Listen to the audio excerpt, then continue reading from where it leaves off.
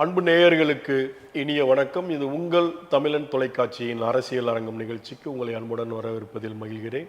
நம் நிகழ்ச்சிக்கு இன்று சிறப்பு அழைப்பாளராக வந்திருப்பவர் மக்கள் ராஜ்யம் கட்சியின் நிறுவன தலைவர் திரு பி.ஆர். சிவசாமி அவர்களை அன்புடன் வரவேற்போம். வணக்கம் சார். வணக்கம் சார். எப்படி சார் இருக்கீங்க? நல்லா இருக்கு சார். ஒரு புன்முறுவலோட வந்திருக்கீங்க. தேர்தல் ரிசல்ட் நீங்கள் எதிர்பார்த்த மாதிரி வந்தனாலயா இல்லை எதிர்பார்க்காத ரிசல்ட் வந்தனாலயா? இல்லை, எதிர்பார்க்காத ரிசல்ட் தான் சார் இது. ஆனால் சில கருத்து கணிப்புகள், அதாவது மக்கள் மத்தியில் பார்க்கும் பொழுது அது எந்த ஒரு எழுச்சியுமே இல்லாத இருக்கும் பொழுதும் பார்த்தீங்கன்னா ஒரு எதிர்பார்க்காத ஒரு திருப்பம் தான் அது. கண்டிப்பாக நீங்கள் சொல்கிறது கரெக்டு தான். மக்கள் மத்தியில் பெருசாக எழுச்சி தெரியவே இல்லை. ஆனால் திடீர்னு ரிசல்ட் மாறி இருக்கு. இது ஒரு சைலண்டான ஒரு எழுச்சி அப்படின்னு நினைக்கிறீங்களா இல்லை எப்படி? இப்போ நான் ஏற்கனவே போன பேட்டியிலேயே நான் சொல்லியிருப்பேன். அது இது ரசிகர்களுக்காக கூடுற கூட்டம், இது வாக்கு வங்கியா மாறாது அப்படிங்கிற நானே ஆணித்தனமா சொல்லியிருந்தேன். கண்டிப்பா உங்களை இல்லை, நீங்க மட்டும் இல்லை, நிறைய பேர் அதுதான் அப்படி சொல்லியிருந்தாங்க. ஆனா என்னன்னா, இந்த திராவிட கட்சிகளுக்கு மாறாக ஒரு கட்சி வரணும்னு மக்கள் நினைத்தாங்களா தெரியல. இல்லை இளைஞர்கள், அதாவது மகளிர்கள், இவங்கெல்லாம் பார்த்தீங்கன்னா ஒரு மாற்றத்தை உருவாக்கி பார்ப்போம், மாற்றத்தை தந்து பார்ப்போம், ஒரு மாற்று அரசியல் கொடுப்பு பார்ப்போம் அப்படின்னு நினைச்சு வாக்களித்தாங்களான்னு தெரியாது. இன்னைக்கு பார்த்தீங்கன்னா இன்னைக்கு பணங்காசுகள், அதாவது தேர்தலில் திராவிட கட்சிகளோ மற்ற வளர்ந்த கட்சிகளோ பணங்காசுகளை செலவழித்தும் வெற்றி பெற முடியாமல், இன்னைக்கு எந்த ஒரு செலவினங்களும் செய்யாமல் ஒரு 3000 கோடி செலவு பண்ணுன்றாங்களே. எதில்? தாவேகா கட்சி அவங்க 3000 கோடி ரூபா செலவு பண்ணாங்க. கட்சி வளர்ச்சிக்காக செலவு பண்ணியிருப்பாங்க. வாக்காளர்களுக்கு பணம் கொடுப்பதோ கொடுக்கலன்றீங்களா? கொடுக்க கிடையாது. எனக்கு தெரிஞ்சு நான் என்ன எத்தனையோ பிரச்சனை, அதாவது பூத் கமிட்டிக்கு கூட ஆள் இல்லாத ஒரு தேர்தலில் வெற்றி பெற்றிருக்குன்னா திமுகவையும் அண்ணா திமுகவையும் தாண்டி வெற்றி பெற்றிருக்குன்னா தாவேக்கா ஒரு பூத் கமிட்டிகளோட உட்கார்றதுக்கு ஒரு ஆள் கிடையாது. BL1 BL2 எதுவுமே அமைக்க கிடையாது, சரியா முழுமையாக அமைக்க கிடையாது. இன்ஃப்ராஸ்ட்ரக்சரே ஒன்று. ஆமாம், இது பெரம்பலூர், நான் சார்ந்த பெரம்பலூர் மாவட்டம், நான் குன்னம் சட்டமன்ற தொகுதி. என்னுடைய பெரம்பலூர் மாவட்டத்திலே, பெரம்பலூர் தொகுதியிலே பார்த்தீங்கன்னா அந்த மாவட்டத்தினுடைய செயலாளர், தமிழக வெற்றி கழகத்தினுடைய செயலாளர் சிவகுமார், அவர் வெற்றி பெற்றாருன்னா அவருக்கே நம்பிக்கை இல்லை. ஏன்னா சுத்தமாக பார்த்தீங்கன்னா அவருக்கு அன்றாட செலவு கூட ரொம்ப கஷ்டப்படக்கூடியவர். அந்த சிவகுமார் பார்த்தீங்கன்னா அன்றைக்கி வெற்றி பெற்றிருக்காருன்னா அது அவருக்கே ஒரு இது, மருத்துவமனையில் எப்படி ஒரு மெடிக்கல் மிராக்கல்னு சொல்லுவாங்க, ஒரு சீரியஸாக இருக்கிறவங்கள வெற்றி பெறுறது. அவருக்கு மட்டும் இல்லை, அவங்க கட்சி தலைவருக்கே அது அதிர்ச்சியாக தான் இருக்குது. அவங்க கட்சி தலைவர் இருக்கு. அதான் 2 இடத்துல வெற்றி பெற்று போட்டி போட்டார். அதனால தான் இப்போ கூட உதயநிதி ஸ்டாலினோட சொன்னார், ஏன் 2 இடத்துல போட்டி போட்டார், ஏன் அவர் மேலேயே அவருக்கு நம்பிக்கை இல்லையா அப்படிங்கிறத சொன்னாங்க. ஆனால் மெடிக்கல் மிராக்கல்ங்கிற மாதிரி இது பார்த்தீங்கன்னா அரசியலுடைய மிராக்கல் தான் அது. ஒரு 60 ஆண்டுகள் கழித்து. ஆமாம் ஆமாம் ஆமாம், அப்படிதான் எடுத்துக்கணும். திராவிடங்கள் கிட்டத்தட்ட 67 அண்ணா ஆட்சி பிடிச்சதுலேருந்து ஆகிப்போச்சு உங்களுக்கு. கிட்டத்தட்ட அதில் ஒரு 3 ஒரு கணக்கு பண்ணிக்கலாம், கிட்டத்தட்ட 60 ஆண்டுகள் மேலே திராவிட ஆட்சிகள் மட்டும்தான் இருந்தது. அது அண்ணாவுக்கு பிறகு கலைஞருக்கு அப்புறம் எம்ஜிஆர் அவரும் மாறி மாறி, அப்புறம் அம்மையார், கலைஞர், அப்புறம் எடப்பாடி ஸ்டாலின் முதல் முறையாக வந்திருக்காங்க. அப்படி பார்த்தாலும் ஒரு 108 இடத்துலையே பிரேக் விட்டாங்களே, நிறுத்திட்டாங்களே, மெஜாரிட்டியும் கொடுக்காம மக்கள். அதான் நிறுத்திட்டாங்கன்னா இப்போ எவ்வளோ கடுமையான போட்டி. இப்போ கிட்டத்தட்ட பார்த்தீங்கன்னா ஒரு 20-30 தொகுதியில் பார்த்தீங்கன்னா கம்மியான ஒரு 2 டிஜிட் 3 டிஜிட் ஓட்டில் வித்தியாசத்தெல்லாம் வெற்றி பெற்றிருக்காங்க. என் அமைச்சர் பெரிய கருப்பனுடைய அந்த வெற்றி 1 ஓட்டு தான் வித்தியாசங்கிறாங்க. கோர்ட்டில் இருக்கு. இப்போ கோர்ட்டில் இருக்குது. அது என்ன தபால் ஓட்டு என்ன படலை அப்படிங்கிற மாதிரி ஒரு வதந்தியாக இதில் அது உண்மையான தெரியல பரவிட்டு இருக்காங்க. ஆனால் தபால் வாக்கு கூட அது ஒரு மறைமுக வாக்காக தான் அனுப்புகிறாங்க. அது எனக்கு தான் போட்டிருப்பாங்கன்னு சொல்கிறது அது தவறான விஷயம் தானே. அது அந்த மாதிரிலாம் போய்கிட்டு இருக்கு. ஆனால் இன்னைக்கு நிறையா சட்டமன்ற தொகுதியில் தபால் வாக்குகளில் முன்னிலை திமுக தான். ஆமாம், நீங்கள் அதை நிறையா பார்த்தீங்கன்னா தெரியும். ஆமாம், சில இடங்களில் பின்னாடி இருந்தாங்க. ஆனால் மெஜாரிட்டியாக 233 தொகுதியில் பார்க்கும்போது கூட்டணி கட்சியினரும் திமுகவினரும் தான் தபால் வாக்குகள் அங்கெல்லாம் அதிகமாக வாங்கியிருக்காங்க. கண்டிப்பாக. ஆனால் ரிசல்ட் இப்படி மாறிடுச்சு, டக்குன்னு மாறிடுச்சு. ஒரு 9 மணி 9 மணிக்கு மேலாம் பார்த்தீங்கன்னா அப்படியே டோட்டலாக சேஞ்ச் ஆயிடுச்சு. ஏன்னா 3வது இடத்துல ஃபஸ்ட்டு இது தாவேக்கார் ஃபஸ்ட்டு 2வது இடத்துக்கு முதல் இடத்துல இருந்த திமுக பார்த்தீங்கன்னா 3வது இடத்துக்கு போய் 2வது இடத்துக்கு மாறி மாறி பார்த்தீங்கன்னா கடைசி வரையும் நிலையாக நின்னது பார்த்தீங்கன்னா 2வது, அதாவது திமுக 2வது இடமும் தாவேக்கா முதல் இடத்துலையும் ஏடிஎம்கே கூட்டணி பார்த்தீங்கன்னா 3வது இடத்துலையும் பிடிச்சது. நாங்கள் மாதிரி 30 தொகுதிகளில் double digit, single digit, triple டிஜிட்டில் தான் ஜெயிச்சிருக்காங்க. அந்த 30 தொகுதியுடைய ரிசல்ட் ஒரு 25 இடம் மாறி இருந்தால் கூட இன்னைக்கு ஆட்சி அமைச்சிருக்க முடியாது. ஆட்சி அமைச்சிருக்க முடியாது. ஆமாம், அது ஒரு பெரிய இதுதான். கண்டிப்பா. அதே மாதிரி பார்த்தீங்கன்னா தமிழ்நாட்டில் ஒரு 8 மாவட்டங்களில் ஒரு இடம் கூட ஜெயிக்கல விசில் சின்னம். ஆமா, ஜெயிக்கல. 8 மாவட்டங்களில் ஒரு இடம் கூட வரல, ஜெயிக்கல. இதுவும் நம்ம பார்க்க வேண்டியது இருக்கு. கண்டிப்பா. ஆனால் இந்த தேர்தல் வெற்றி அதிசயங்களும் ஆச்சரியங்களும் எல்லாமே கலந்தது தான். இந்த தேர்தல் வந்து பார்த்தீங்கன்னா எல்லாமே கலந்தது. இதை வந்து உங்கள் மக்கள் ராஜ்யம் கட்சி எப்படி பார்க்குது? இல்லை, மக்கள் ராஜ்யம் கட்சி திராவிட முன்னேற்ற கழகத்துக்கும் அனைத்து இந்திய அண்ணா திராவிட முன்னேற்ற கழகத்திற்கும் வாக்களித்தவர்களும் இருக்கிறாங்க. தமிழக வெற்றி கழகத்துக்கும் வாக்களித்தவங்க இருக்காங்க. ஆனால் இதில் வந்து அதாவது 3 கரெக்டாக டிவைட்டாக வாக்கு பிரிஞ்சிருக்கு. 3 பிரிஞ்சிருக்குன்னா அதாவது ரொம்ப வித்தியாசம் இல்லாமல் 3 கூட்டணிக்கும் பார்த்தீங்கன்னா இவங்க வந்து 2 பேரும் வந்து கூட்டணி அதிகம், அவர் கூட்டணி இல்லாமல் வச்சது. அதுலேயும் வந்து சிறு சிறு கட்சிகள்லாம் போயிருக்கு, தமிழக வெற்றி கழகத்துக்கு போயிருக்கு. ஆனால் வந்து அந்த கட்சியை பயன்படுத்தாமல் தமிழக வெற்றி கழக வேட்பாளராக தான் அதில் நிறுத்தப்பட்டார்கள். நிறுத்தப்பட்ட ஏன்னா கடைசி நேரத்தில் வேட்பாளர் இல்லாமல் நம்ம செய்யார் தொகுதியில் ஏடிஎம்கேலேருந்து போன காலையில் ஏடிஎம்கே வேஷ்டி கேட்டிருக்காரு, சாயந்தரம் வேட்பாளர் பட்டியலில் வர்றாரு. தூசி மோகன் நிறைய இடத்துல நடந்துச்சு அந்த மாதிரி வர்றாரு. ஜெகநாத் மிஸ்ரா அவர் வந்து நெருங்கிய நண்பர் எனக்கு. அவர் வந்து தொடர்ந்து பார்த்தீங்கன்னா ஏடிஎம்கே கூட்டணியோட பேச்சுவார்த்தை நடத்திட்டு இருந்தார். திடீர்னு பார்த்தா அந்த வேட்பாளர் பட்டியலில் வர்றாரு. இந்த மாதிரி எல்லாருமே கொஞ்சம் எல்லாமே அதிர்ச்சியான வேட்பாளர். நிறைய பேர் போகிறவங்களுக்கெல்லாம் வாய்ப்பு கொடுத்தாங்க. ஏன்னா அங்கே செலவு பண்ண முடியாது. ஒரு 10 லட்சம் செலவு பண்ணோம்னா 10 லட்ச ரூபா செலவு பண்ணி வேஸ்ட் ஆகி போயிடுமோ, இல்லை தேர்தல் ஆணையம் நிர்ணயித்த 40 லட்ச ரூபா செலவு பண்ணால் கூட அந்த தொகை வீணாக போயிடுமோ அப்படிங்கிற எண்ணத்தில் நிறைய பேர் போட்டியிடவே வரல தாவேக்காவினர். ஆனால் இனி வருங்காலங்களில் பயங்கரமான போட்டி போடுவாங்க அதில். ஆனால் இனி வருங்காலங்களில் போட்டி இருக்கும். பட் இவருடைய செயல்பாடை வச்சு தான் இனிமேட்டு டிசைட் இருக்கும். இன்னும் அதான் இவருடைய அது இப்போ வந்து பார்த்தீங்கன்னா நீங்கள் சட்டசபையிலேயே உதயநிதி பேசும்போது நிறைய குறிப்பிட்டு பேசியிருந்தார். நிறைய நக்கலாகவும் பேசியிருந்தார். இது எல்லாமே பேசியிருந்தார். எனக்கு தெரிந்தவரை இவர் இந்த திமுக அதிமுக சமூக நீதியை பேசிக்கிறது, ஆனால் சமூக நீதியை முழுமையாக கடைப்பிடி கிடையாது. இவர் வந்து கொள்கை தலைவர்களாக வந்து பார்த்திங்கன்னா இவங்க பெரியார், காமராஜர், அஞ்சலி அம்மாள், இவங்க அம்பேத்கர் இவங்களெல்லாம் வச்சுருக்காரு. அந்த தலைவர்கள் கொள்கையை வந்து முறையாக கடைப்பிடித்தாலே போதும். 10% கடைப்பிடிச்சா கூட போதும். 10% இன்னைக்கு சமூக நீதி நிலைநாட்டினா போதும். ஏன்னா இன்னைக்கு பாமர மக்கள், ஒடுக்கப்பட்ட மக்கள் இன்னைக்கு அரசியல் பிரதிநிதித்துவம் இல்லாமல், அந்த சமூகத்துக்கு உண்டான அங்கீகாரம் இல்லாமல், அந்த சமூகத்தை பற்றி எங்கும் பேசப்படாமல் இன்னைக்கு ஒடுக்கப்பட்ட சமூகமாக நிறையா இருக்குது. நான் ஏற்கனவே வந்து பேசியிருந்தேன். நீங்கள் அந்த கேள்வியில் கூட கேட்டிருந்தீங்க, ஒரு 1000 ரூபாய் நித்த கூலி வாங்கக்கூடிய நீங்கள் உங்கள் சமூகம் எப்படி ஏழை சமூகம்னு சொல்கிறீங்க அப்படின்னு. அதுக்கு கூட நான் பதில் சொல்லியிருந்தேன். ஏன்னா நிரந்தர சம்பளம் கிடையாது அது. இன்னைக்கு மழை பெஞ்சா வேலைக்கு போக முடியாது, மழை பெய்யலாம் வேலைக்கு போகணும். அவங்க நிரந்தரமான வீட்டுமனை பட்டா இல்லை. இவர் வந்து பேசியிருந்தார், வீட்டுமனை பட்டா வீடு இல்லாதவர்களும் இருக்க மாட்டாங்கன்னு சொல்லி திராவிட கட்சிகள் என்ன வாக்குறுதிகள் கொடுத்து நிறைவேற்ற முடியாமல் போச்சோ அந்த வாக்குறுதியெல்லாம் இவர் கொடுத்துருக்கார். கண்டிப்பாக நிறைவேற்றினா நல்லா இருக்குங்கிறது என்னுடைய ஒரு அன்பான கருத்தாக, கோரிக்கையாக அவங்க தொலைக்காட்சி மூலிமா வைக்கிறேன் நான். கண்டிப்பாக. அதே நேரத்தில் இப்போ அவருக்கு மெஜாரிட்டி இல்லாமல் அவர் கிட்டத்தட்ட ஒரு வாரமாக தவித்த தவிப்புகள், ஆட்சி அமைக்கிறதுக்கான மெஜாரிட்டி இல்லாமல் அவர் யாரெல்லாம் எதிர்த்து அரசியல் பண்ணி வந்தாரோ அவங்களிடமே போய் மெஜாரிட்டிக்கான வாய்ப்புகளை கேட்கக்கூடிய சூழல்கள், இதெல்லாம் எப்படி பார்க்குறீங்க? இல்லை, அதுதான் இப்போ தேர்தலில் வந்து பார்த்தீங்கன்னா நிரந்தர எதிரியும் கிடையாது, நிரந்தர நண்பனும் கிடையாதுங்கிறத இவர் உறுதிப்படுத்தியிருக்கார். இவருடைய கொள்கைக்கும் மாறாக போயிருக்கார்.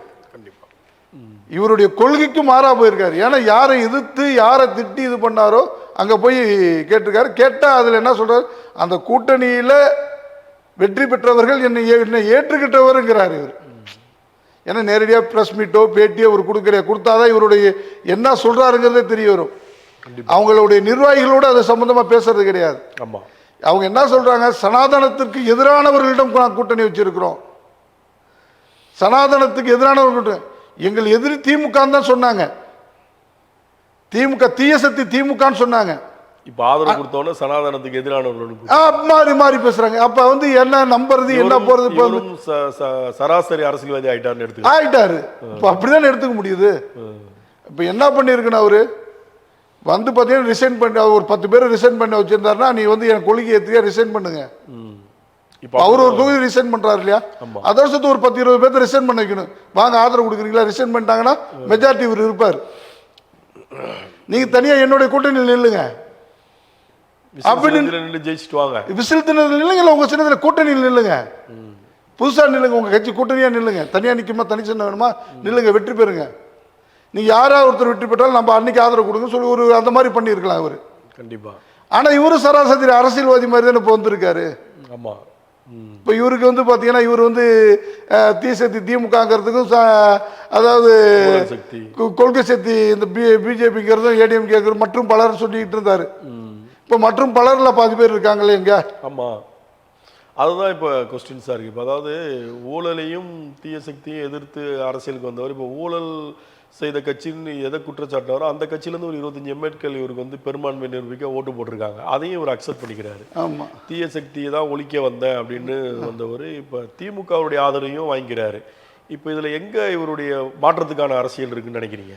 இல்லை, அதுதான் சொல்கிறேனே, இவருடைய அரசியல் இப்போ வந்து ஆதவ அர்ஜுனா பேசும்போது கூட திமுகவை எதிர்த்து தான் பேசுகிறாரு. அந்த கூட்டணி கட்சிகள் அதுலேருந்து வெற்றி பெற்று வந்தவங்க அதுக்கு பதில் கொடுக்காம இதாக தான் இருக்காங்க. அவங்களுடைய மௌனமும் இவருக்கு ஆதரவுக்கு தான் சம்மதம்ங்கிற மாதிரி தெரியுது. காங்கிரஸ் வந்து பார்த்தீங்கன்னா திருப்பி அடுத்த மத்தியில் ஆட்சி பிடிக்கணும், தமிழ்நாட்டில் அதிக தொகுதி நம்மளுக்கு தான் இருக்கணும் அப்படிங்கிற உடனே அடுத்தவங்க போகிறதுக்கு முன்னாடி இது சீட்டை துண்டு போட்டு பிடிக்கிற மாதிரி டப்புன்னு தாவி பிடிச்சியா அடுத்தவங்க எப்படி ஏடிஎம்கேலேருந்து 10 பேர் போயிட்டாங்க நம்மளுக்கு மதிப்பு இல்லாத போயிடுமே அப்படியே டப்புன்னு அவங்க தாவிட்டாங்க. ஏன்னா அவங்க என்னன்னா இங்கே தமிழ்நாட்டில் அதிக இடத்துல வந்து நிற்கணும், மத்தியில் ஆட்சி அமைக்கணும் அப்படிங்கிற எண்ணத்தோடு அவங்க வந்து பார்த்தீங்கன்னா இவரோட அதாவது இங்கே எப்படி தமிழ்நாட்டில் வந்து விஜய் அலை மாற்றத்துக்கு கொண்டு வந்துச்சு அதே மாதிரி இவருடைய ஃபேஸ் வந்து மற்ற மாநிலத்திலையும் நம்மளுக்கு கொண்டு வரும், கொஞ்சம் பிரச்சாரத்துக்கு பயன்படுத்திக்கலாம் அப்படிங்கிற யுத்தியோடு தான் அவங்க வந்து கூட்டணி வச்சிருக்காங்கிறது நான் என்னுடைய கருத்து. பார்வையில் பார்க்குறீங்க தமிழ்நாடு விஜயை வச்சு பெங்களூரு அதுக்கு உதாரணம் கூட இன்னைக்கு கேரளாவுக்கு போறேன்னாரு. கேரளா இன்னைக்கு வந்து முதலமைச்சர் வந்து பதவி இருக்கிறாரு, அதுக்கு போறதுக்கு ஏற்பாடுகள் செய்வது திடீர் ரத்து. காரணம் என்னன்னா அங்க ரசிகர்கள் கூட்டம் கூடுது, பாதுகாப்பு அதிகமாக தர முடியாது, எதுக்கு நம்மளால இடையூறுன்னு சொல்லிட்டு ரத்து பண்றாரு. அப்படிங்கும்போது இங்க வந்து பாத்தீங்கன்னா என்னுடைய ஒரு வேண்டுகோள் என்னன்னா இன்னைக்கு நலவாரியங்கள்லாம் இருக்கு, நலவாரியத்தெல்லாம் திராவிட கட்சிகள் சரியா கடைபிடிக்காம இருந்துச்சு.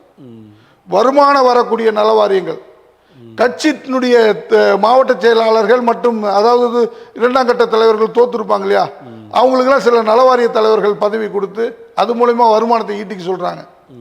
இவர் வந்து ஊழலையே ஒழிப்போம், யாருக்கு ரெக்கமெண்டேஷன் இருக்கக்கூடாது, யாரும் வந்து இந்த கட்சி பேரை சொல்லி அங்க இங்க ரெக்கமெண்டேஷன் சொல்லி பேசக்கூடாது, பேசினா உடனே நடவடிக்கை பாயுன்றார். வரவேற்கத்தக்கது தான், நல்ல விஷயம் தான். அது கடைபிடிச்சாங்கன்னா சத்தியமா சொல்றேன் இந்த தமிழகம் ஒரு மாற்றத்தை கண்டு ஒரு மாற்றம், அதாவது இத்தனை ஆண்டு பார்க்காத தமிழகம் மட்டும் இல்லை இந்த இந்தியாவிலேயே ஒரு முன்மாதிரியான மாநிலமா தமிழ்நாடு இருக்கும், ஒரு வித்தியாசமான மாநிலமா இருக்கும். அதை வரவேற்கிறோம். நம்ம அதை செய்ய விடுவாங்களா?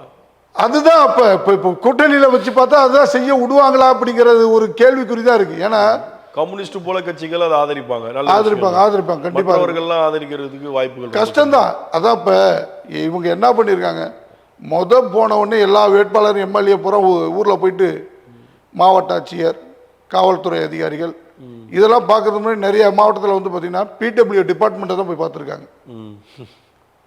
பிடபிள்யூ டிபார்ட்மெண்ட்டை தான் போய் பார்த்துருக்காங்க. வெற்றி பெற்ற வேட்பாளர்கள் எம்எல்ஏவான பிறகு எம்எல்ஏவாக போய் முதல்ல பார்த்து பிடபிள்யூ டிபார்ட்மெண்ட்டை பார்க்குறாங்க, மாவட்ட ஆட்சியரை பார்க்கல, காவல் கண்காணிப்பாளரை பார்க்கல. அது கொஞ்சம் வருத்தம் அளிக்குது. அதே போல இவங்க வந்து பார்த்தீங்கன்னா எல்லா சமூகத்துக்கும் உண்டான நலவாரியங்கள் எது மூடப்பட்டு கிடந்ததோ எது முடக்கப்பட்டு கிடந்ததோ அத்தனை நலவாரியங்களுக்கும் பொறுப்பாளர்களை போட்டு அந்தந்த சமூகங்களுக்கும் ஒடுக்கப்பட்ட சமூகங்களுக்கும் அது கொடுக்கணும். அதே போல் இவர் வந்து பார்த்தீங்கன்னா இன்னைக்கு சாதிவாரி கணக்கெடுப்பு நடத்தணும்னு சொல்லி பேசிக்கிட்டு இருந்தாங்க. முதல்ல அந்த சாதிவாரி மக்கள் தொகை கணக்கெடுப்பு எடுத்து அந்த மக்கள் தொகை அடிப்படையில் எந்த சமூகம் முன்னேறாமல் இருக்கோ அந்த சமூகத்துக்கு பிரதிநிதித்துவம் கொடுத்து இடஒதுக்கீடு கொடுத்து இந்த தமிழ்நாட்டை வந்து ஒரு மாற்றத்தை கொண்டு வரணும். அதுதான் மாற்றம். மாற்றம் சொல்றாங்க. என்ன மாற்றம் எதை பேசுறாங்கன்னு எனக்கு தெரியல. ஏன்னா இப்போ ஒயின் ஷாப்லேயே இந்த 10 ரூபா ஒழிச்சிருவேன்றாங்க. ஆமாம், ஆனால் அது நிறைய பிரச்சனையாக போயிட்டு இருக்கு.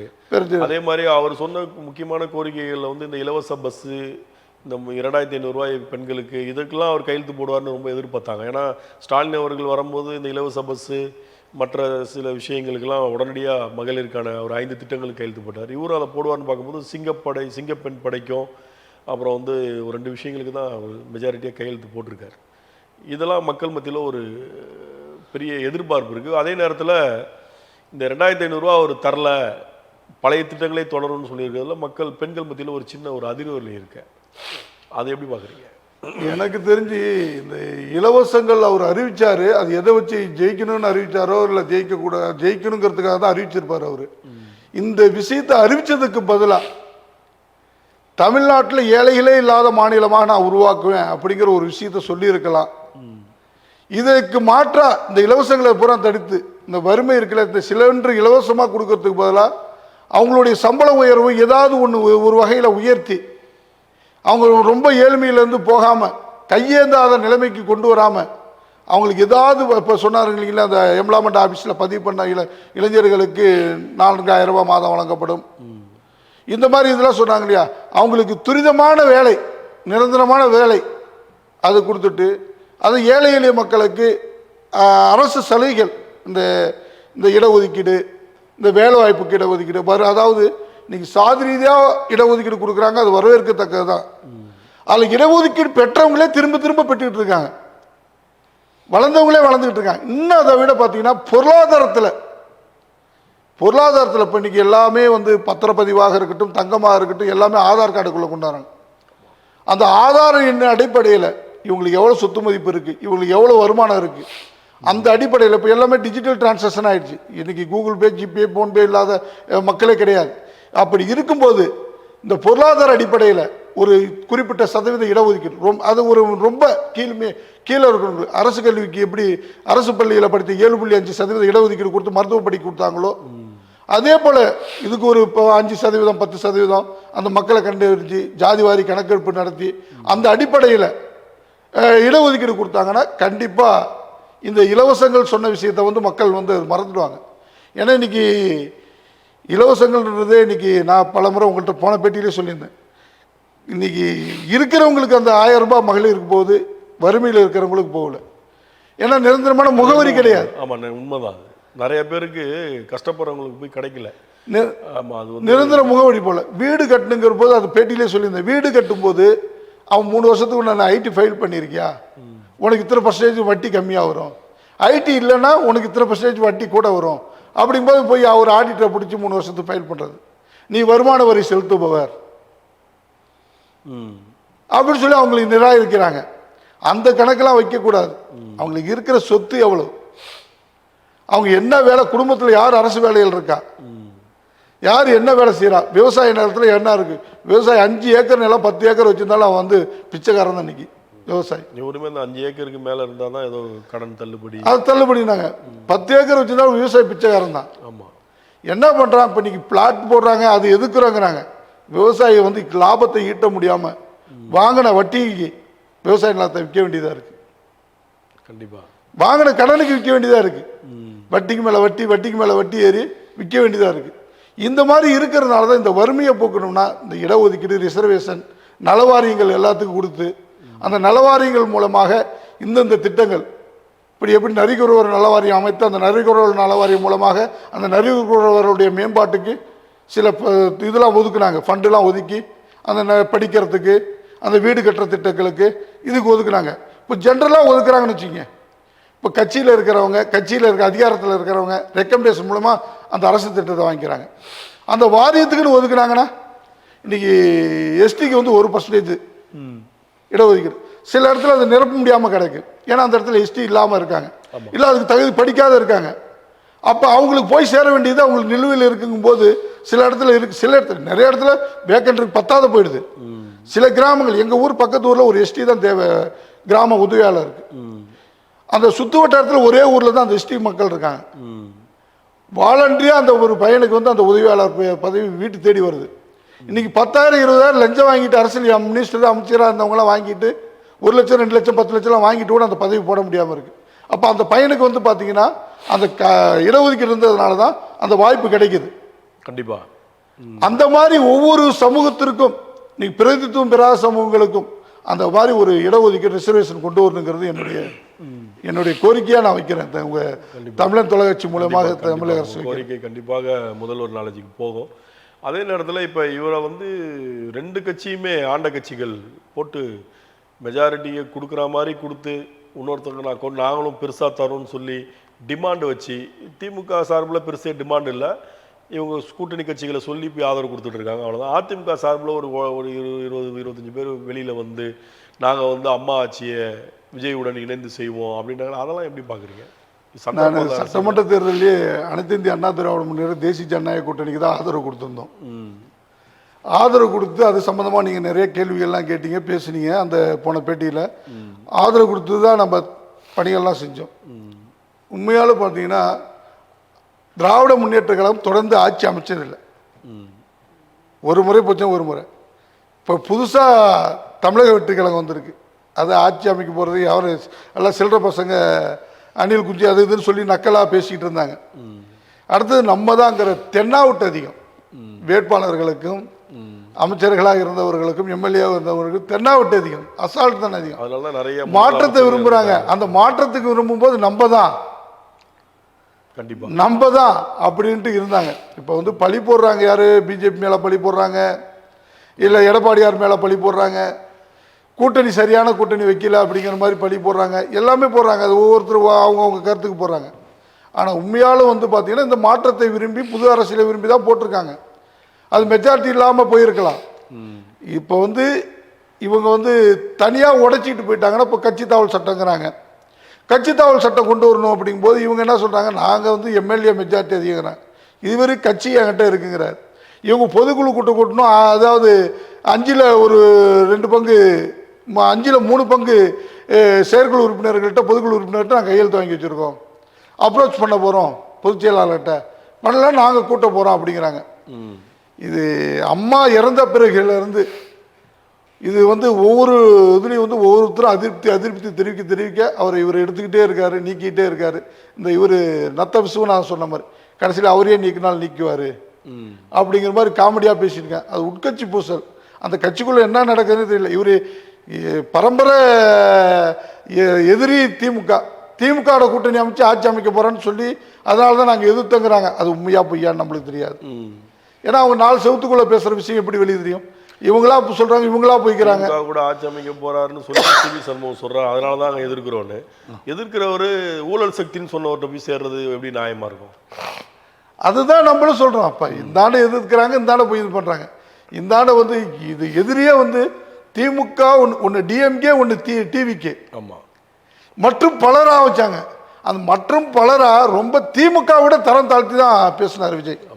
இப்போ வந்து திமுக கூட்டணியில வந்து விஜய் அவர்கள் ஆதரவு கேட்கும்போது சொல்லாமல் கொள்ளாமல் முதல்ல ஓடினது காங்கிரஸ். அது இல்லாமல் திரும்பி மீண்டும் தேவைப்படும் போது கம்யூனிஸ்டுகள் 2, விடுதலை சிறுத்தைகள், முஸ்லீம் லீக், இந்த 4 பேருமே ஆதரவு கொடுக்குறோம், எங்களுக்கு அமைச்சரவையில் இடம் வேணாம், வெளியிலேருந்து ஆதரவுன்னு சொல்லிட்டாங்க. இப்போ வெளியிலேருந்து ஆதரவு என்பது வந்து ஒரு தார்மீக அடிப்படையில் மீண்டும் ஒரு தேர்தலை சந்திக்கக்கூடாது, தேவையில்லாத வீண் சிரமங்கள். இன்னொன்று இவங்களுக்கு மெஜாரிட்டி இல்லை, 108 இடங்கள் இருக்குது, ஆட்சி அமைக்க பெரும்பான்மை இல்லாதனால இந்த ஆட்சி கவிழப்பட்டு மீண்டும் ஜனாதிபதி ஆட்சி வரக்கூடாது, அது வந்தால் பிஜேபி ஆட்சி மாதிரி இருக்கும் அப்படின்ற பல விஷயங்களுக்காக திமுக 6 மாதங்கள் இவர் ஆளட்டும், நாங்கள் டிஸ்டர்ப் பண்ண மாட்டோம்னு அவர் கட்சியிலேருந்து ஆதரவு கொடுக்கறதுக்கு சொல்லி கொடுத்ததா தான் எல்லாருமே பேசுகிறாங்க. அதே மாதிரி டிமாண்ட் வைக்கலாமே அதிமுக, எங்களுக்கு ஆட்சியில் பங்கு வேணாம், நாங்கள் ஒரு 25 பேர் உங்களை வந்து ஆதரிக்கிறோம் வெளியிலேருந்து அப்படின்னு சொல்லாமல் ஏன் அவங்க வந்து அமைச்சரவை கேட்டு டிமாண்ட் பண்ணுறாங்க? இல்லை, அது அமைச்சரவை கேட்குறாங்களா கேட்கலையாங்கிறது பரவலாக ஊடகங்களில் வர செய்திகளாக இருக்கலாம், மக்கள் மத்தியில் வரக்கூடிய செய்தியாக இருக்கலாம். அவங்களும் அது மறுத்து பேச கிடையாது. பேசலனாலே அப்போ அவங்களும் மறுத்து பேச கிடையாது. இப்போ அவங்களுடைய ஆதரவு இல்லாமலேயே ஆட்சி அமைச்சிட்டாங்க. இவங்களுடைய திட்டம் என்னங்கிறது தெரியல. அதிமுகவினர் ஓட்டும் அவங்களுக்கு வந்து பெரும்பான்மையை நிரூபிக்கிறதுக்கு ஒரு இதாக இருந்திருக்கு. இப்போ சட்டசபையில் வந்து திமுக வெளிநடப்பு நடந்துச்சு. அப்போ சட்டசபைக்குள்ள அன்னைக்கு வாக்கெடுப்பில் கலந்துகிட்ட வாக்காளர்களுடைய இதில் தான் மெஜாரிட்டி பார்ப்பாங்க. ஆமாம், எதிர்த்து ஓட்டு போடலனாலும் வெளியில் போயிட்டாலும் அது கணக்கு தான். அவங்க இல்லை, இருக்கிறவங்க தான் மெஜாரிட்டி யாருன்னு பார்ப்பாங்க. ஆமாம், இருக்கிறது தான் மெஜாரிட்டி. திமுக வந்து நான் எதிர்த்து ஓட்டு போடல, ஓட்டில் போயிட்டாங்க அவ்வளோதான். அதிமுகவில் 22 பேர் எதிர்த்து ஓட்டு போட்டிருக்காங்க. ஆமாம், ஒரு 5 பேர் நடுநிலையாக இருந்திருக்காங்க. 5 பேர் இவங்க ஆதரவு எம்எல்ஏக்கள் ஓட்டு போட்டிருக்காங்க. ஆமாம், இதுதான் நடந்திருக்கு. அதில் ஒரு 140 சில்லற மெஜாரிட்டியாக பெரும்பான்மை நிரூபித்து ஆட்சியை தொடர்ந்து 6 மாசத்துக்கு அவருக்கு பிரச்சனை கிடையாது. 144 வாக்கு. 6 மாதங்களுக்கு அடுத்த நம்பிக்கையில்லா தீர்மானம் கொண்டு வர முடியாது. 6 மாதம் முடிஞ்சாதான் கொண்டு வர முடியும். கண்டிப்பா. அதனால இந்த 6 மாதத்துக்குள்ள இவர் இதெல்லாம் ஷார்ட் அவுட் பண்ணணும். ஆமா கண்டிப்பா. அப்ப அதிமுகவுடைய டிமாண்டை இவர் ஏற்று, ஏன்னா இவர் எடப்பாடியை போய் சந்திக்கவே இல்லை. கண்டிப்பா. அதாவது எல்லாரையும் பார்த்தாரு அப்படின்னும் போது முன்னாள் முதல்வர், எதிர்க்கட்சி தலைவர், அவரை ஒரு மரியாதை நிமித்தமா போய் பார்த்துருக்கணும்ல. என்ன திட்டங்கள் தெரியல. அதாவது தீய சக்தி திமுக தீய சக்தி திமுக தலைவரையே போய் பார்த்திருக்காரு. தீய சக்தி திமுகன்னு சொல்லிட்டு மற்றும் பலரை அப்படின்னு சொல்லிட்டு இவங்களை போய் பார்க்கல. இங்க வந்து பாத்தீங்கன்னா இது வந்து கேட்டா சிலர் அவங்க கட்சியில் இருக்கிற பொறுப்பாளர்கள் என்ன சொல்றாங்க, அது மதவாத சக்தி. அப்ப மதவாத சக்தினா சக்தி கரூர் பிரச்சனைல குரல் கொடுக்கும் போது நீங்க மதவாத சக்தி எனக்கு கொடுக்காதீங்கன்னு சொல்லிருக்கணும்ல. அதுதான் நான் சொல்ல வரேன். அப்ப இவங்க வந்து மதவாத சக்தின்ட்டு இப்ப இவங்க பண்றது மதவாத சக்தியா இல்ல என்னங்கிறது இப்ப வந்து பண்டித் அவங்க ஜோதிடர் அவருக்கு அரசு பதவி கொடுக்க முன் வந்தாரு. ஆமா, அவர் ஊருக்கெல்லாம் ஜோசியம் பார்த்தாரு. கடைசியில் அவர் வந்து நமக்கு கொடுக்குற பதவியே ஒரு நாளில் போயிடும்னு அவர் கட்டத்தை அவர் பார்க்காத விட்டுட்டாரு. எதை சொல்ற, இது மேச்சக்காரன் வீட்டில் கூரை பொத்தம்பாங்களாம், டைலர் வீட்டில் துணி வந்து கிழிஞ்ச துணி போட்டிருப்பாங்களாம் பிள்ளைங்க. அந்த கதையை வந்து பார்த்தீங்கன்னா மற்றவங்களுக்கு பார்த்துட்டு அவருக்கு அதை மாதிரி பார்க்காத விட்டுட்டாரோங்கிறது தெரியல. அவர் கொடுக்கும்போது அவர் சொல்லியிருக்கணும், ஏங்க எனக்கு கட்டம் சரியில்லை, இந்த பதவி கொடுத்தீங்கன்னா ஒரு நாளில் எனக்கு போயிடும், எனக்கு ஜாதகம் சொல்லுதுன்னு அவர் சொல்லியிருக்கலாம். சொல்லல, சொல்லாமல் விட்டாரு. கடைசியில் பார்த்தீங்கன்னா ஒரே நாள் போயிடுச்சு. அந்த மாதிரி ஆச்சு. அவர் சொன்னபடி ஜோசிகார் சொன்ன மாதிரி இவர் எல்லா கோயிலுக்கும், சர்ச்சிலேருந்து, இந்துக்கள் கோயிலேருந்து, முஸ்லீம் கோயிலேருந்து எல்லாத்துக்கும் போயிட்டு வந்தார். இவரையும் அந்த மதத்தை தான் நம்புறாரு. கொள்கை தலைவரா வந்து பெரியாரை வச்சுக்கிட்டு இவரையும் அந்த மதத்தை தான் நம்புறாரு. இப்போ புதுசாக பொட்டு வச்சிருக்காரு. இவர் வந்து அன்னைக்கே சொல்லிட்டாரு, பெரியாருடைய சில கொள்கைகள் நாங்கள் பின்பற்றுவோம், சிலதை வந்து நாங்கள் ஏற்க மாட்டோம்னு தான் அவர் பிரகடனம் பண்ணிட்டார் ஃபர்ஸ்ட்லேயே. அதனால பெரியாரோட மத எதிர்ப்பை வந்து கைவிட்டார்னு நினைக்கிறேன். மற்ற சமூக நீதி மற்ற கொள்கைகளை கையில் எடுத்திருப்பாருன்னு நினைக்கிறேன். அதனால ஏன்னா இங்கே வந்து பொட்டு வைக்கிறதோ, கோயிலுக்கு போகிறதோ, சர்ச்சுக்கு போகிறதோ, தர்காவுக்கு போகிறதோ, இது வந்து இங்கே வந்து அரசியலில் புதுசு இல்லை. நீங்கள் பார்க்காதது ஒன்றும் இல்லை. தமிழகத்தில் எல்லாருமே அந்த ஸ்ட்ராட்டஜிக்குள்ளே போயிட்டு தான் வெளியில் வராங்க. அதுக்கு விஜய் ஒன்றும் மாறுபட்ட ஆளும் கிடையாது. இல்லை, அப்போ வந்து இவர் பொதுவாக எல்லா நான் தலைவர்களை சந்திச்சதுக்காக சொல்கிறேன். இப்போ முன்னாள் முதலமைச்சர் இவர் எடப்பாடியாரை போய் பார்த்துருக்கணும், அதே மாதிரி ராமதாஸ் அவர்களை போய் பார்த்துருக்கணும், அன்புமணி எல்லாம் போய் பார்த்தாரு இல்லையா? ஆமாம், அந்த மாதிரி பார்த்தப்ப இந்த மாதிரி பார்த்துருக்கணும். பிஜேபியை வேணாம், அது தேசிய தலைவர் அங்கே போய் பார்க்கறதுக்கு அது கூட ஒன்று இருக்கலாம். போகிறதா சொல்லியிருக்காங்க, பிரதமரை சந்திக்கிறார். அப்போ அங்கே போய் சந்திக்கிறதுக்கு அது வந்து பிரதமரை சந்திக்கிறார், அந்த கட்சி தலைவரை சந்திக்கல இல்லையா அப்பயும்? ஆமாம், அவங்க தான் மதவாதின்றாங்க இல்லையா? பிரதமர்னா இந்தியாவின் பிரதமர், அதனால பிரதமருங்கிற முறையில் சந்திக்கலாம். அதே போல் வந்து எனக்கு நான் பல முறை சொல்லியிருக்கேன், பல பேட்டிகளை, நிறைய பேட்டிகளை சொல்லியிருக்கேன். நானும் ஒரு விஜயனுடைய தீவிர ரசிகர்னு சொல்லியிருந்தேன். நாங்கள் அரசியல் இயக்கம் ஆரம்பிக்கும் போது வந்து பார்த்தீங்கன்னா அவர் இயக்கம் ஆரம்பிக்கலை. அவர் இயக்கம் ஆரம்பித்த பிறகும் நம்ம வந்து பார்த்தீங்கன்னா இந்த ஒடுக்கப்பட்ட மக்களுக்கு உரிமை குரல், அதாவது ஒடுக்கப்பட்ட மக்களுக்கு குரல் கொடுக்கணும், அந்த மக்களுடைய சமூக நீதி நிலைநாட்டப்படணும். இங்கே சமூக நீதி பேசப்படுதே தவிர இங்கே சமூக நீதி அத்தனையும் மறுக்கப்படுது. அப்படிங்கிறதுனால நாங்கள் இயக்கம் ஆரம்பித்தோம். இயக்கம் பண்ணி அதே போல் துண்டை பார்த்தா கூட நீங்கள் பார்த்தா திடீர்னு பார்த்தா தாவைக்க துண்டுன்னு சொல்லலாம், தாவைக்க வேஸ்ட்டுன்னு சொல்லலாம். இது நாங்கள் 2020 உருவாக்கப்பட்டது. 2020 பார்த்து காப்பி அடிச்சிருக்காருன்னு சொல்லலாம். இல்லை, அது காப்பி அடித்தாரோ இல்லை அவர் வச்சாரோ எதிர்பாராத விதமாக அமைஞ்சு போச்சு, அது வேற விஷயம். நிச்சயம் இந்த சமூகத்தில் இந்த மாற்றத்தை தந்துன்னா இவர் எம்ஜிஆரை பற்றி பேசுகிறாங்க இல்லையா? செங்கோட்டையன் பேசுவார். ஆமாம், செங்கோட்டையன் பேசும்போது எம்ஜிஆர் பேசுகிறார் இல்லையா? அந்த செயல்பாடுகள் அதை தாண்டி அன்னைக்கு வந்து நவீன, அதாவது இந்த தொழில்நுட்பங்கள் கிடையாது, கண்டிப்பாக டிஜிட்டல் இது கிடையாது, வாட்ஸ்அப் கிடையாது, ஃபேஸ்புக் கிடையாது, சமூக ஊடகங்கள் கிடையாது. அன்றைக்கி எதுவுமே பெருசாக நெகட்டிவ் பாசிட்டிவ் எல்லாம் மக்கள் மத்தியில் கொண்டு போகுது. இன்றைக்கி எல்லாமே இருக்குது. அடுத்த நிமிடமே இப்போ சாப்பாடு வீட்டிலேருந்து கொண்டு வர்றாருன்னு சொல்லி ஒரு டிஃபன் பாக்ஸ் வச்சு அது ஒருத்தர் சிலர் ஏஏங்கிறாங்க, சிலர் அவர் வீட்டிலேருந்து கொண்டு ஏஐ கட்டமைப்புக்கு தான் அந்த மாதிரி அவர் எந்த அதிகாரப்பூர்வமாக டிபிஐஆர்னு ஒன்று தளம் இருக்குது, அரசு உடைய சார்ந்த ஃபோட்டோக்கள் புகைப்படங்கள்லாம் அதில் தான் வெளியிடுவாங்க. அந்த மாதிரி இவர் சாப்பிட்ருந்தாருன்னா அவங்க அதுலேருந்து தான் வெளியிட்டிருப்பாங்க. இல்லை, அதான் இப்போ ஏஐங்கிறாங்க, இது எல்லாங்கிறாங்க. இது இதே மாதிரி தான் நீங்கள் சொன்னீங்களா 3000 கோடி செலவு பண்ணாங்கன்ட்டு. இந்த மாதிரி சமூக ஊடகங்களுக்கு தான் செலவு பண்ணாங்கிற பேர் நான் கேள்விப்பட்டிருக்கேன். சமய அந்த ஊடகம் மாதிரி ஒரு தகவல் இல்லை, அதுக்கு நானும் கேள்விப்பட்டப்ப நான் மாநாடு போடுறாங்க, தேர்தல் செலவு இருக்கு, பிரச்சாரம், இதெல்லாம் எங்கேருந்து பண்ணியிருப்பாங்க? இல்லை, அதுதான் சொல்கிறாங்க. அதே போல் வந்து இந்த சின்ன சின்ன குழந்தைங்களை வச்சு இதெல்லாம் டிவியில் இந்த நம்ம சோசியல் மீடியா, இன்ஸ்டாகிராமில், ஃபேஸ்புக்கில் இதெல்லாம் வரதை விட பார்த்து அதெல்லாம் சேலரி கொடுத்து ஐடிவிங்க வச்சு தான் பண்ணதாக சொல்லிக்கிறாங்க. அதே போல் தான் இப்போ ஒரு பெண்மணி கூட இடையில விஜய்னா நீங்கள் நல்லபடியாக ஆட்சி பண்ணால் போதும், எங்களுக்கு சிலிண்டர் வேணாம், 2000 ரூபா பணம் வேணான்னு ஒரு பெண்மணி பேசி சமூக வலைதளத்தில் பெரிய லெவலில் அது ரீச் ஆகி பெரிய லெவலில் அந்த பெண் விமர்சிக்கப்பட்டார்கள். உனக்கு வேணான்னா நீ போ, நீ யார் சொல்கிறது. கடைசியில் பார்த்தா அந்த அம்மா வந்து விஜய் கட்சியில் முக்கிய நிர்வாகி. கண்டிப்பாக அதையும் கண்டுபிடிச்சி சோசியல் மீடியாலேயும் பல தொலைக்காட்சிகளையும் போட்டாங்க. அதான் இன்றைக்கி எதாவது சொல்கிறேன், அதாவது நல்லது ஒன்று செய்கிறாங்கன்னா தீயது ஒருத்தர் செய்கிறாங்க. கண்டிப்பாக இங்கே ஒன்று பாசிட்டிவான செய்தி ஒன்று வருதுன்னா நீ நெகட்டிவான செய்தி வருது. அதை வந்து பார்த்தீங்கன்னா அந்த பாசிட்டிவ் செய்தி அது என்ன பாசிட்டிவ் இருக்குது, அது எப்படி வந்துச்சுன்னு கண்டுபிடிக்கிறதுக்கு ஆராய்ச்சி பண்ணுறதுக்கு ஒரு கூட்டம் இருக்குது. நிறைய அவர் சாப்பிட்ட ஃபோட்டோவெல்லாம் ஏஐன்னு சொல்லி போட்டாங்க. அது போட்டாங்க. அப்போ இந்த மாதிரி ஒரு இதை பரவி தான் இன்றைக்கி வந்து பார்த்தீங்கன்னா ஏஐங்கிறது இப்போ படித்த, அதாவது அறிவியல் அறிஞ்ச பசங்களுக்கு, படித்த பசங்களுக்கு அந்த இதெல்லாம் தெரியும். படிக்காத பாமர மக்கள் என்ன பண்ணுவாங்க? உண்மைன்னு நினைப்பாங்க. அப்படிதான் இந்த மாயை தான் உருவாக்கப்படுது. இங்க மாயை தான் இந்த மாதிரி ஒரு சிம்பத்தியை கிரியேட் பண்ணி தான் அவங்க ஜெயிச்சாங்க அப்படிங்கிறது பேசப்படுது. நிச்சயம் அதான் நான் சொல்றேன், இவருடைய ஆட்சி வந்து தொடர்ந்து ஒரு மக்களுக்கான ஆட்சியா இருக்குன்னா அந்த இலவசங்களை தாண்டி இந்த வறுமையை ஒழிச்சிட்டாலே, இலவசம் எதுக்காக கையேந்துவாங்க? எனக்கு சாப்பாட்டு காசுல பிச்சைக்காரங்க ஒருத்தங்க வந்து யாசனம் பண்ணுறவங்க வந்து கேட்குறாங்க, எதுக்கு சாப்பாடு கேட்பாங்க. சில பேர் வந்து காசு தான் கொடுத்தா வாங்குவாங்க, சாப்பாடு கொடுத்தா வாங்க மாட்டாங்க. அப்போ வந்து இங்கே வந்து பார்த்தீங்கன்னா வறுமைக்கு வந்து சிலிண்டரு எதிர்பார்க்குறாங்க. காசு கொடுத்தா கேட்குறவங்க எல்லாருமே பணத்தை எதிர்பார்த்து தான் இருப்பாங்கன்னு நினைக்கிறேன். கிட்டத்தட்ட ஒரு 2.5 வருஷமாக வாங்கிட்டாங்க. பொங்கலுக்கு வாங்கியிருக்காங்க. இப்போ எலெக்ஷனுக்கு முன்னாடி ஒரே சிங்கிள் பேமெண்ட் 5000 ரூபா வாங்கியிருக்காங்க. இதெல்லாம் இந்த வாக்காளர்களுக்கு பணம் கொடுக்குற விஷயத்தை விட வந்து பார்த்தீங்கன்னா அந்த கிராமப்புறங்களுக்கு, ஊரக பகுதிகளுக்கு, இந்த ஏதாவது தனிப்பட்ட இடத்துல இருக்கிறவங்களுக்கு தான் அது நடைமுறையில் சாத்தியம் வரும். கண்டிப்பாக நீங்கள் இந்த அப்பார்ட்மெண்ட்டில் இருக்கிறவங்களாம் வந்து பார்த்தீங்கன்னா உள்ள நோட்டீஸ் கொடுக்க கூட போக முடியாது.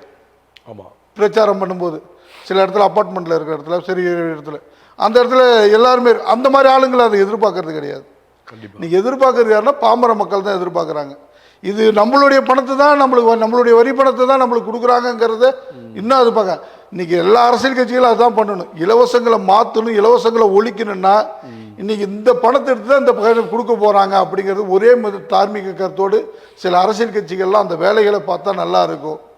நாங்கள் அதுதான் மேடை பேசுகிறோம். இப்போ இந்த மாதிரி காசு கொடுக்கும்போது மற்றதை நீங்கள் ஏற்றிடுறீங்கல்ல, வீட்டு வரி ஏற்றிடுறீங்க, எல்லாமே ஏறிடுறாங்க, கரண்ட் பில் ஏறிடுது. அப்போ எங்கேருந்து காசு கொடுக்குறது? இங்கேருந்து தான் எடுத்து கொடுக்கணும். அது இங்கேருந்து மக்களுடைய அறியாமை தான் அது பெரிய காரணம். இவர் விஜய் சொல்கிறாரு, அவர் என்ன சொல்கிறாருன்னா, முதல்ல அவர் சொல்லும்போது என்ன சொல்கிறாரு, இன்னைக்கு அடுத்த கட்ட வந்து பார்த்தீங்கன்னா இது எல்லாமே எந்த இது ஆய்வுப்படுத்தி எது சாத்தியமோ நான் கொடுத்த வாக்குறுதியை போகிறோம், எது சாத்தியமோ அதை விட்டு நாங்கள் உடனே நிறைவேற்றுவோம் அப்படிங்கிறார்.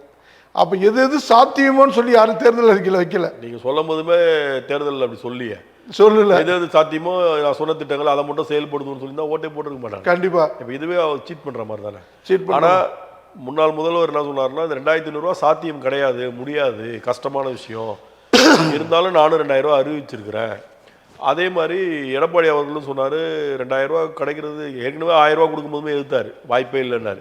அவருமே 2000 ரூபா முடியாது, நான் வந்து எப்படி இதை கொடுக்கணும்னா வீட்டு வரிகள்லாம் உயர்த்தி தான் எடப்பாடியார் ஓப்பனாக சொல்லியிருந்தார். இப்போ அப்படி இவங்கெல்லாம் பொதுவாக உடைக்கும் போது இவர் மட்டும் சாத்தியம்னு சொல்லிட்டு இப்போ இந்த ஒரு வாரம் ஆட்சியில் பார்த்தீங்கன்னா ஒரு 19-23 குழந்தைங்க பிறந்திருக்குன்றாங்க. நகை இல்லை, தாய்மாமா சீர் எங்கன்னு கேட்குறாங்க. இன்னும் அவர் வந்து அந்த Tamil Nadu to Kanyakumari to Chennai bus போக்குவரத்து கையெழுத்து போடல, 2500 ரூபாய்க்கு கையெழுத்து போடல, பழைய திட்டங்கள் தொடர்ந்து தான் சொல்லியிருக்காரு.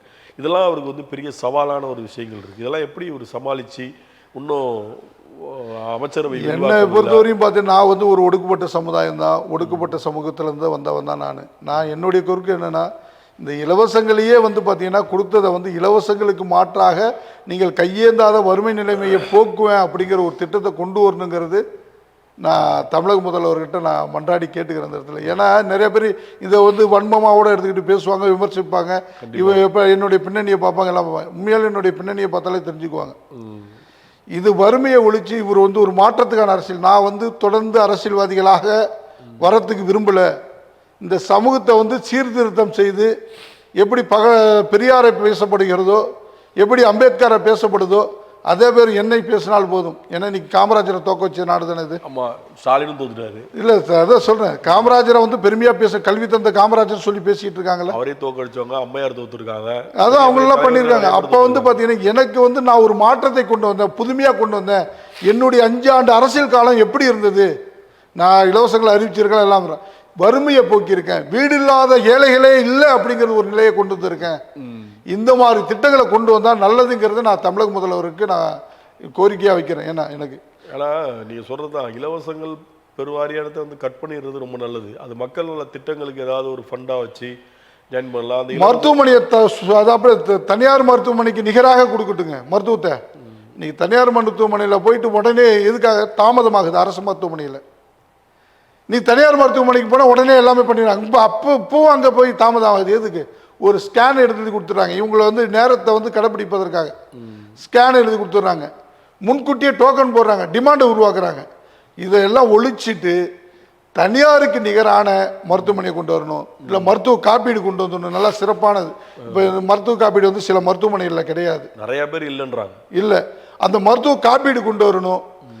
தரமான கல்வி கொண்டு வரணும். தரமான கல்வினா இன்னைக்கு காலேஜ் கவர்மெண்ட் காலேஜை தேடுறான், ஸ்கூல் வந்து யாராவது கவர்மெண்ட் ஸ்கூலை தேடுறாங்களா? ஏன் கவர்மெண்ட் காலேஜ் ஏன் தேட மாட்டேங்கிறான்? இங்கே எதுவுமே வந்து பார்த்தீங்கன்னா சரியாக கடைப்பிடிக்கும். ஆனால் இப்போ நிறைய நல்ல ஸ்கூல்லாம் கவர்மெண்ட் ஸ்கூலு இப்போ நான் கடந்த 10 ஆண்டுகளாக நான் பார்க்குறேன், மாற்றங்கள் இருக்குது. நல்லா ஆசிரியர்கள் நல்லா பண்ணுறாங்க. சில இடத்துல நான் பார்த்துருக்கேன். அந்த கவர்மெண்ட் ஸ்கூலுக்கு, அதாவது அரசு வேலையில் இருக்கிறவங்க அரசு பள்ளியில் தான் தங்களுடைய பிள்ளைகளை படிக்க வைக்கணும்னு ஒரு சட்டத்தை கொண்டு வரணும். டெல்லியில் கெஜ்ரிவால் போட்ட மாதிரி கொண்டு வந்தால் அதுதான் மாற்றம். மாற்றம் சொல்லிட்டு என்ன மாற்றம்? எங்க இதுதான் மாற்றம். இது கொண்டு வரணுங்கிறது அட்லீஸ்ட் இதையாவது கொண்டு வரணும். இது கவர்மெண்ட் ஸ்கூல்ல படிக்கிறவங்களுக்கு தான் கவர்மெண்ட் காலேஜில் முன்னுரிமை அப்படிங்கிறது கொண்டு வரணும். பிரைவேட் காலேஜில் பிரைவேட் ஸ்கூல்ல படிக்கிறவங்களுக்கு கவர்மெண்ட் காலேஜில் முன்னுரிமை இல்லைன்ற இந்த சட்டத்தை கொண்டு வந்தா கூட பாதி மாற்றங்கள் வர வாய்ப்பு இருக்கு. மாற்றங்கள் இருக்கு. இதுதான் மாற்றங்கள். நீ மாற்றன்ட்டு நீ 1000 ரூபா கொடுத்தது 2000 ரூபா கொடுக்கறது மாற்றம் கிடையாது. 2000 ரூபாய்க்கு 2500 ரூபா கொடுக்கறது மாற்றம் கிடையாது. ஒரு பவுன் செயின் இருக்கு, 3 சிலிண்டருக்கு 6 சிலிண்டர் கொடுக்கறது மாற்றம் கிடையாது. எனக்கு அவருடைய இது அதான், ஒரு அரசியலுக்கு வந்திருக்காரு, இது மாற்றத்தை கொண்டு வரணும்னு நினைச்சிருக்காரு. இலவசங்கள் கொடுப்பது மாற்றம் இல்லை, இலவசத்தை தடுப்பது தான் மாற்றம். அதாவது வறுமையே இல்லாத தமிழகத்தை உருவாக்குவது தான் மாற்றம். இதெல்லாம் வாய்ப்பு இருக்கா? இந்த பண்ணலாம். இப்போ நீ இலவசம் கொடுக்கறத வந்து பார்த்தீங்கன்னா எத்தனை இது இப்போ இருக்கப்பட்டவங்களுக்கு அந்த இலவசம் போய் சேருது. அப்போ அந்த வறுமையை பார்த்து வீடு இல்லாதவர்களுக்கு வீட்டுமனை பட்டா கொடுத்து அரசு வீடு கட்டி கொடுத்து இது பண்ணுறதுக்கு எப்படி மாற்றம் இல்லாத போயிடும்? எவ்வளோ மீதி ஆகுமே. மெடிக்கலும் படிப்புக்கு வந்து இலவசத்தை கொண்டு வந்தால் நாடு அடுத்த லெவல் போகும். மெடிக்கல் இப்போ வந்து இன்ஜினியரிங் மாதிரி ஆயிடுச்சுங்க. ஆமாம், இப்போ இன்ஜினியரிங் மருத்துவம் படிச்சுட்டு என்னுடைய பையனுக்கு மருத்துவ சீட்டுக்காக நான் போயிருந்தேன். அதில் பார்க்கும்போது சில இடத்துல போய் பார்க்கும்போதெல்லாம் 20,000 ரூபாய்க்கு 15,000 ரூபாய்க்கு எம்பிபிஎஸ் படித்தவங்க வேலை பார்க்குறாங்க பெரிய பெரிய மருத்துவமனையில். ஆமாம், நீங்கள் நிலமை அப்படிதான். இன்னைக்கு மருத்துவம் அப்படி ஆயிடுச்சு. அதுக்கு நீட்டை போட்டு பெரிய டிமாண்டு வச்சு இப்போ கூட நீட்டில் இப்போ இதாகிட்டு அதை ரத்து பண்ணிட்டு திருப்பி அடுத்த மாதம் வந்து யாரோ ஒரு 10 பேர் பண்ணுற தப்புக்கு ஒட்டுமொத்த ஒரு 1000 பேர் பாதிக்கப்படுறாங்கல்ல. அப்போ இந்த சிஸ்டமே கடுமையான சட்டத்தை கொண்டு வரணுங்க. அவங்க வந்து பார்த்தீங்கன்னா இந்த மாதிரி இந்த வினாத்தாளை வந்து வெளியிட்டவங்களையோ அவங்க நிரந்தரமாக அந்த இது முதல்வன் படத்தில் வர மாதிரி அவங்க வேலையை பிடிங்கிட்டு எல்லாத்தையும் பிடிங்கிட்டு சொத்து உடமையை பிடிங்கிட்டு அவங்க இதாக அவன் அன்றாட இதுக்கு மட்டும் வறுமையாக்கி விட்டுறணும். கடுமையான தண்டனைகள் இருந்தால் இன்னைக்கு ஊழலோ திருட்டோ கொள்ளையோ கஞ்சாவோ எதுவுமே கொலையோ எதுவுமே நடக்காது. சட்டங்கள் கடுமையாக்கப்பட வேண்டும், அதுதான் மாற்றம். இப்போ அதே வறுமையை ஒழிக்கணும், அதுதான் மாற்றம். நீங்கள் சொன்ன மாதிரி ஊழலை ஒழிக்கணும், கஞ்சா குற்றவாளிகள் போதைப் பொருள் கொலை கொள்ளை இதெல்லாம் ஒழிக்கணுன்றீங்க. இந்த 10 நாளில் அதை இன்னும் அது எப்போதும் இருக்கிற மாதிரி தான் இருக்குது, எதுவும் பெருசாக ஸ்டார்ட் அவுட் ஆன மாதிரி தெரியலையே. இன்னைக்கு என்ன பண்ணுறேன், பக்கத்து இந்த கடையில் மூடிட்டாங்கன்ட்டு பஸ் ஏறி போகிறான். வீட்டில் வந்து 150 ரூபாய்க்கு எவ்வளோ சரக்கு 150 ரூபாய் ஒன்று 150 ரூபாய்க்கு சண்டை பிடிச்சவன் இப்போ 200 ரூபாய்க்கு சண்டை பிடிக்கிறான் நான் வீட்டில். ஏன்னா பஸ்ஸில் போயிட்டு வரணும், பைக்கில் போயிட்டு வரணும்.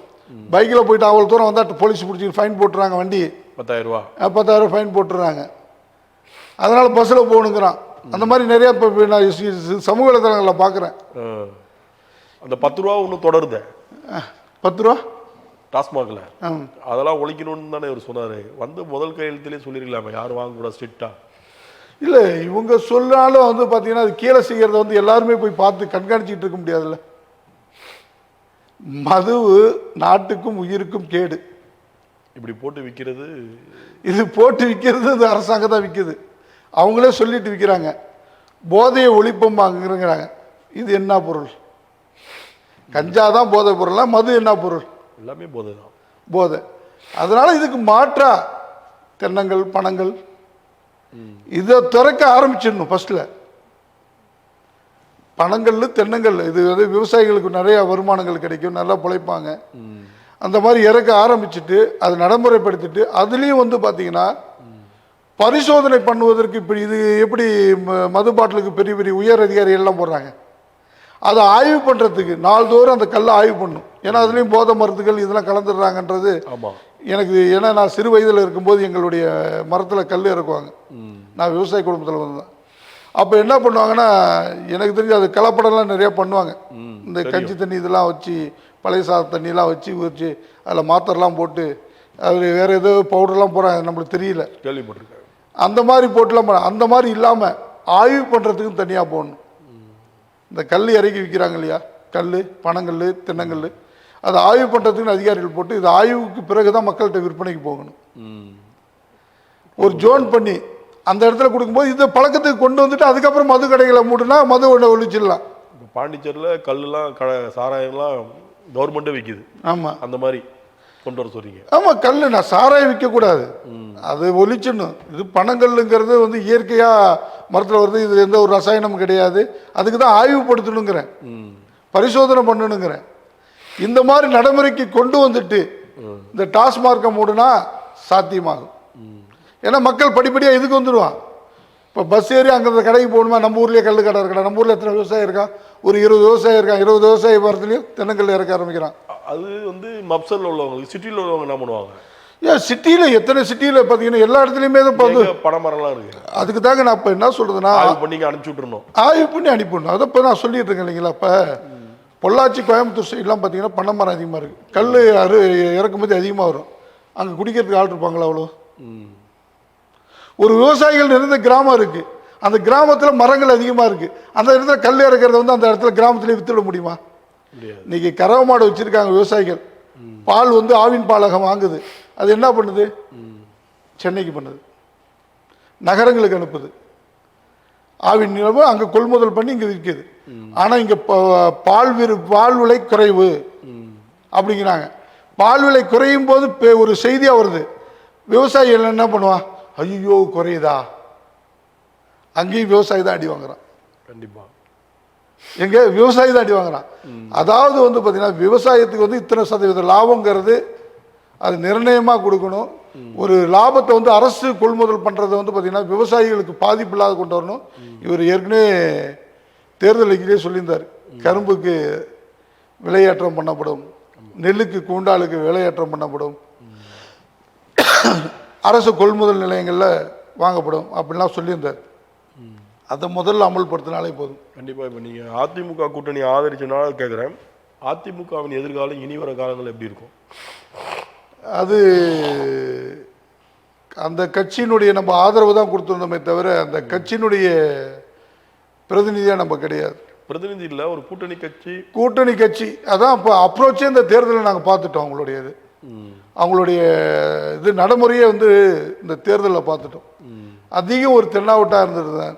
அது வந்து பார்த்தீங்கன்னா மக்களை வந்து பார்த்தீங்கன்னா அரவணைக்க கற்றுக்கணுங்கிறது கற்றுருந்தாங்கன்னா இந்த இதில் ஏதாவது ஒரு அளவு ஒரு இரண்டாவது இடத்துக்கு ஒரு பெரிய எதிர்கட்சியாக கூட வந்திருக்கிறதுக்கு வாய்ப்பு இருக்கும். இந்த மாதிரி விஜயோட அலை அப்படிங்கிற மாதிரி ஒரு திரைப்பட நடிகருடைய அலைங்கிறது தாண்டி ஒரு இரண்டாவது இடத்துக்காவது அவங்க வந்து ஆட்சி மேல் நம்பிக்கை தான் வந்திருக்கும்.